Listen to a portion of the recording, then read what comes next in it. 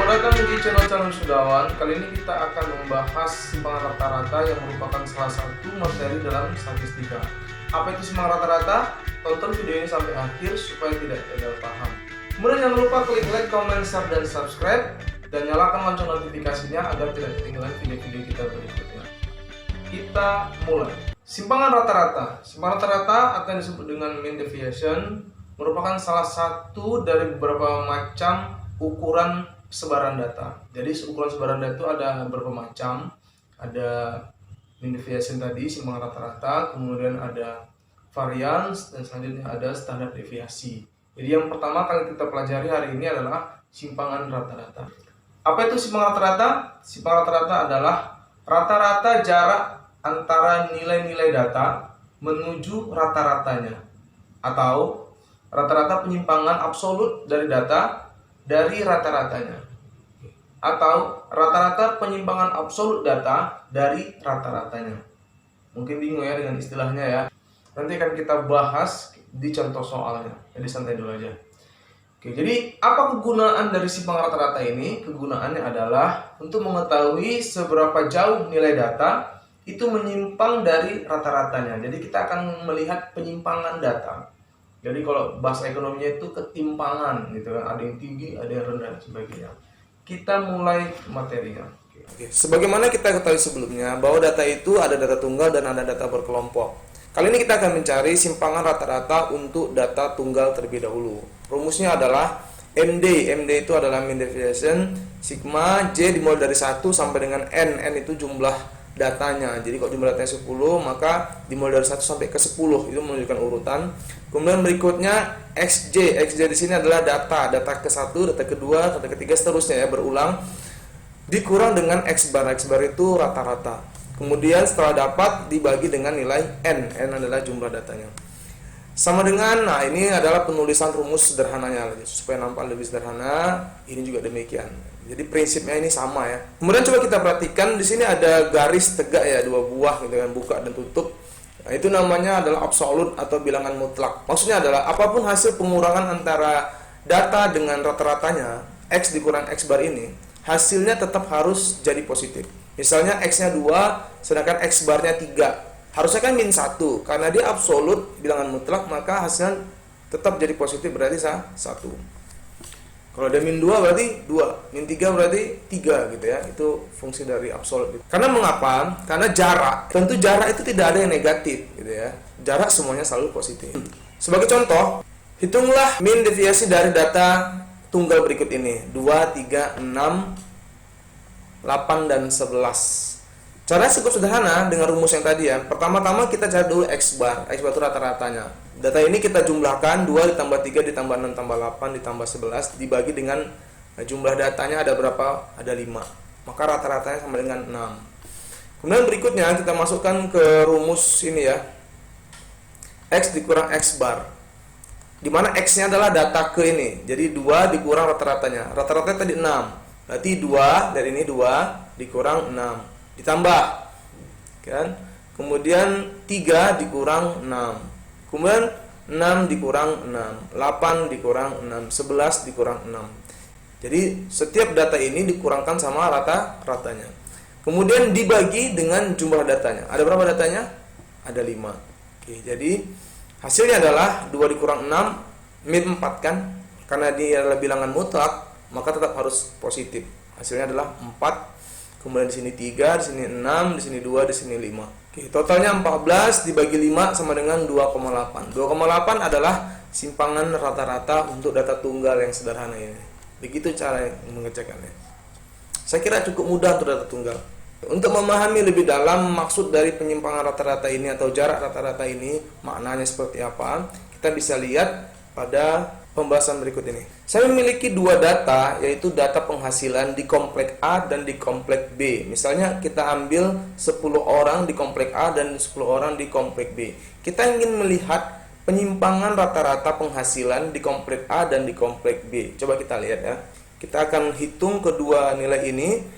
Ini komplek A, orang pertama gajinya 2 juta, dalam juta ya, 2 juta, 2 juta, 3 juta, 6 juta, sampai yang terbesar yaitu 11 juta. Kemudian komplek B 5 juta, 5 juta sampai yang terbesar nilainya adalah penghasilannya adalah 8 juta. Kemudian kita coba lihat rata-ratanya. Kita coba lihat rata-ratanya.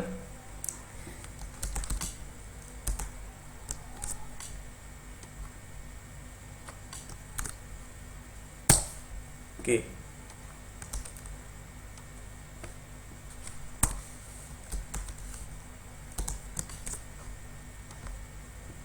Oke, dari pencarian rata-rata ini diketahui bahwa rata-rata penghasilan warga di komplek A dan komplek B itu sama, yaitu 6,1 juta. Di komplek B pun demikian juga 6,1 juta. Kedua komplek ini rata-rata penghasilannya sama. Tapi bagaimana dengan simpangan rata-ratanya? Kita coba lihat ya, kita coba lihat apakah sama atau berbeda. Oke, kita sudah punya rata-ratanya ini. Sekarang kita buat penyimpangannya. Kita cari simpangannya. Kemudian kita lihat simpangannya.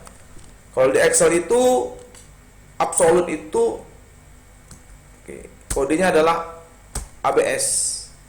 Berarti menunjukkan tanda garis 2 tadi ya, absolut tadi.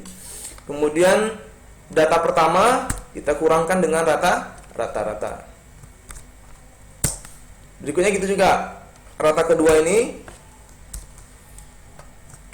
kita kurangkan dengan rata-rata. Kan begitu tadi rumus tadi. Baik, karena ini terus pengurangnya ada rata-rata, maka untuk sel rata-ratanya kita permanenkan F4. Oke, supaya dia jadi permanen. Jadi kita tinggal tarik aja ya. Kita lihat ini 10-nya ya. 10 dikurang rata-rata. Sekarang kita hitung penyimpangan rata-ratanya.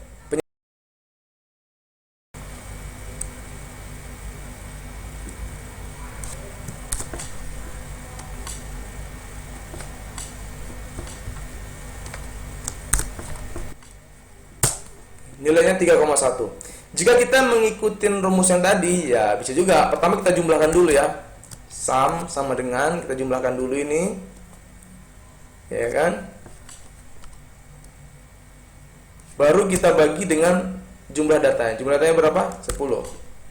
Ya, kita lihat sama ya, 3,1. Jadi pakai average bisa, pakai rumus manual seperti tadi juga bisa. Karena di Excel sudah ada menunya. Oke, jadi simpangan rata-ratanya adalah 3,1. Oke, bagaimana dengan simpangan rata-rata di komplek B? Kita lihat ABS atau absolut. Data pertama dikurang nilai rata-ratanya. Kemudian ini kita F4 kan permanen. Kita tarik. Kita lihat benar nggak rumusnya ya. Jadi kita lihat lagi. Kita lihat 6 dikurang rata-ratanya. Jadi setiap data ini dikurangkan dengan rata-ratanya. Kemudian kita cari penyimpangannya atau simpangan rata-ratanya. Sama dengan average. Atau kalau kamu mau manual ya seperti tadi ya. Kita jumlahkan dulu ini, dijumlahkan dulu. Kemudian dibagi dengan jumlah datanya berapa? Jumlahnya 10. Kan sama 0,94 kan? Sama ya. Oke, baik. Jadi coba kita lihat apa yang terjadi. Dua komplek ini memiliki rata-rata penghasilan yang sama, tetapi simpangan rata-ratanya berbeda. Yang satu adalah 3,1, yang satu lagi 0,9. Apa makna dari simpangan rata-rata ini? Simpangan rata-rata ini menjelaskan bahwa semakin besar suatu nilai simpangan rata-rata, maka semakin besarlah penyebaran datanya, atau semakin besarlah terjadi penyimpangannya. Sebagai contoh, saya jelaskan. Di komplek A itu rata-ratanya 6,1 juta, tetapi 10 orang tadi itu ada yang kaya kali, penghasilannya besar kali, ada yang cukup rendah. Begitu ya, cuma 2 juta, yang satu 11 juta. Ya kan? Terus banyak juga ini yang rendah.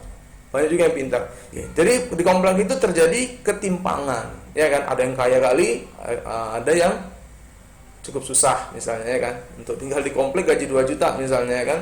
Sedangkan yang terjadi di komplek B rata-ratanya 6,1 juta, tapi ketimpangannya adalah 0,9. Ada ketimpangan, ada, tapi kecil. Itu artinya di komplek itu cenderung merata. cenderung merata penghasilannya.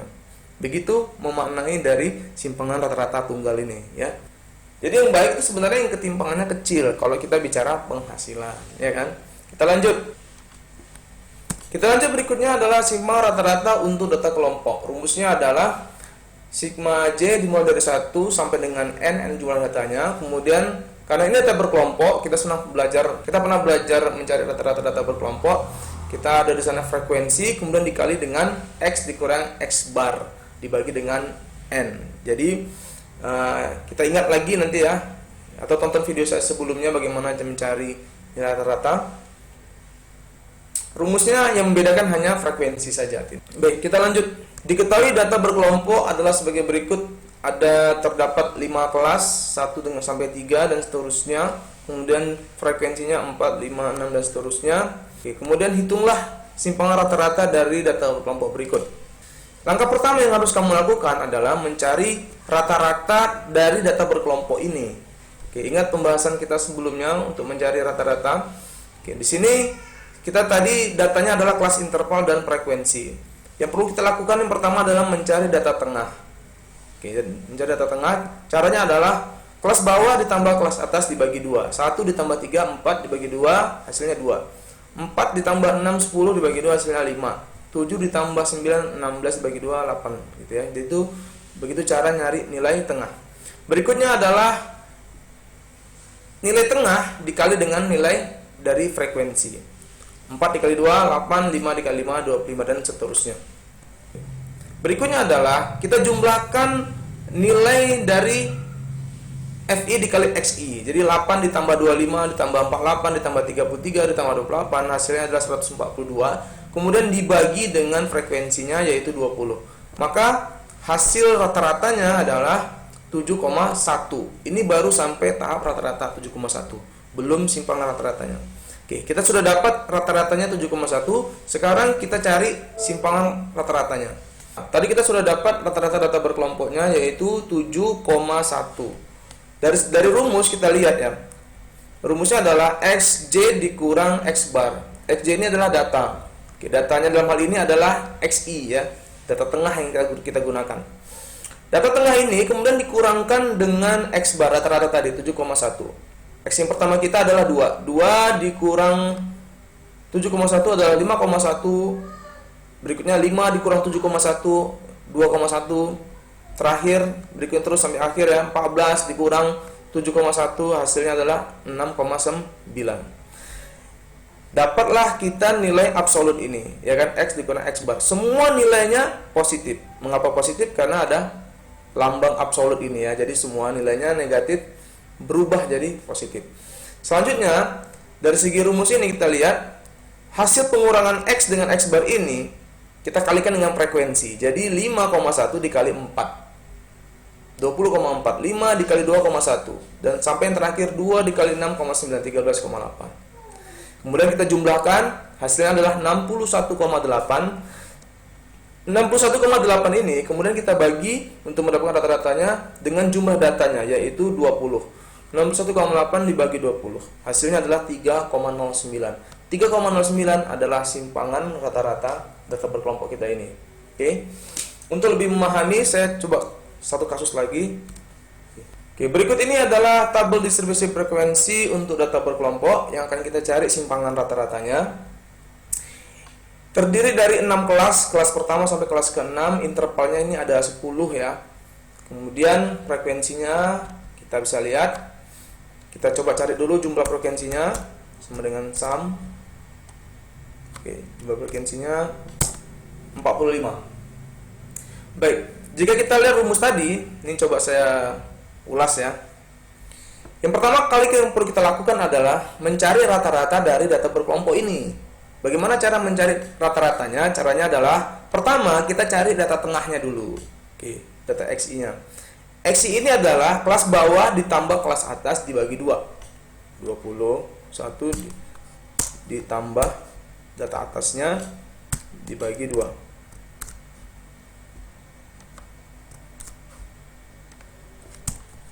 Oke, dapat nilainya 25,5. Kelas berikutnya gitu juga cari data tengahnya. Kelas bawah ditambah kelas atas dibagi 2. Oke, ini rumusnya bisa kita tarik aja ya, karena sama rumusnya. Oke. Setelah dapat data tengahnya, kemudian kita cari nilai frekuensi dikali XI. Ini frekuensi dikali dengan XI. Semuanya begitu. Berikutnya kelas keduanya dikali dengan XI.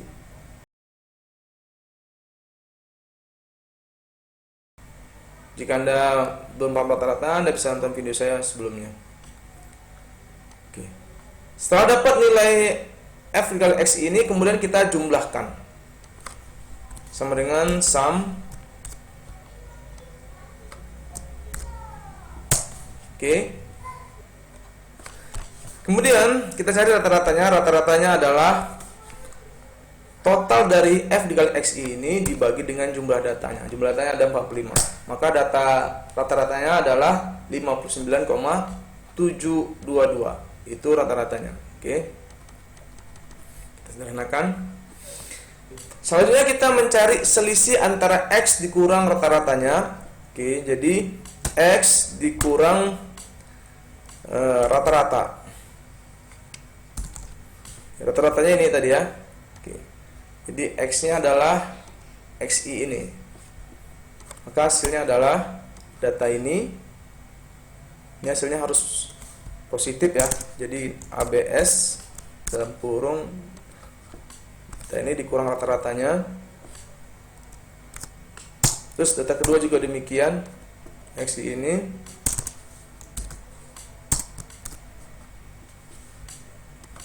dikurang rata-ratanya, karena ini rata-ratanya terus selanjutnya 59,7, jadi kita permanenkan aja supaya bisa kita tarik ke bawah ya.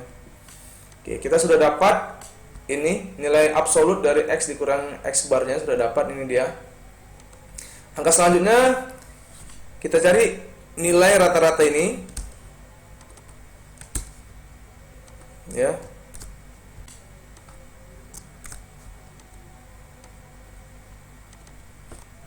Dikali dengan frekuensi. Jadi frekuensi dikali X dikurang rata-rata. Jadi kita lihat ini rumusnya ya. X dikurang rata-rata dikali dengan F. Maka caranya cukup mudah, tinggal ini dikali dengan F-nya ini. Oke. Jika dapat, kita tinggal tarik aja. Selanjutnya kita jumlahkan. Kenapa jumlahkan? Karena ada sigma di sana. Sama dengan sum. Oke.